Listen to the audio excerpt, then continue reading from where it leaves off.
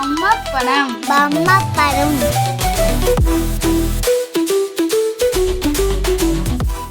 சஷ்வியும் அந்த ரகசிய வெள்ளை பூனையும். அன்று மாலை வீட்டுக்குள்ளே சின்னதா மணி சத்தம் போல ஏதோ கேட்டது. சஷ்வி திடுக்கிட்டாள். அப்போதுதான் சோபா பக்கத்துல தரையில் ஒரு சின்ன வெள்ளை பூனை. கண்களில் அச்சம், உடம்பு முழுக்க நடுக்கம். சஷ்வி மெதுவா அருகே போனாள். அவள் இதயம் சொன்னது, இது சாதாரண பூனை இல்ல.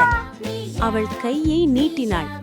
அந்த நொடியில் பூனையின் கழுத்தில் இருந்த சின்ன மணி மின்னத் தொடங்கியது. அது தன்னிடம் அன்பு காட்டும் குழந்தைகளுக்கு மட்டும் தன்னை காண்பிக்கும் அன்பின் காவலன்.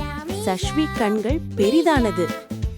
அன்று முதல் சஷ்வி சோகமாயிருந்தா அந்த பூனை அவள் அருகே வரும். சஷ்வி பயந்தா அந்த மணி ஒலிக்கும். மற்றவர்களுக்கு அது பூனை, சஷ்விக்கோ அது அவள் ரகசிய நண்பன். சஷ்விக்கு பயம் வந்தது. நீ போக மாட்டியே? அந்த சின்ன பூனை பேசவில்லை. ஆனா அதன் கண்கள் சொன்னது ஒளியாக மாறி காற்றில் கரைந்தது. சஷ்வி கையை நீட்டினாள். ஆனா எதுவும் இல்லை. ஒரு சின்ன சிரிப்பு.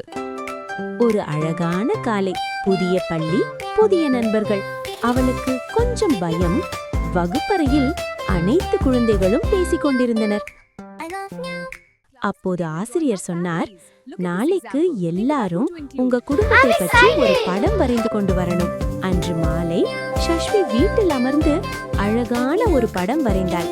அடுத்த நாள் பள்ளியில் சில குழந்தைகள் அந்த படத்தை பார்த்து சிரித்தார்கள். பூனை குடும்பமா என்று கேலி செய்தார்கள். தங்கமணி என்ன தொடங்கியது. சஷ்விக்கு உள்ளத்தில் ஒரு தைரியம் வந்தது. இது என் குடும்பம் என்று அவள் சொன்னாள். அந்த நேரத்தில் சின்ன மந்திர பூனை அங்கே அமைதியாக இருந்தது. இடைவேளையில் ஒரு சிறுவன் சஷ்வியிடம் வந்தான். நாம் நண்பர்களாயிருப்போம். அந்த நாள் சஷ்வி ஒரு விஷயம் புரிந்து கொண்டாள். தைரியம் இருந்தா நண்பர்கள் நம்மை கண்டுபிடித்துக் கொள்வார்கள். அந்த தங்கமணி மெதுவாக மீண்டும் மின்னியது. ஏனென்றால் அவள் தனியாக இல்லை.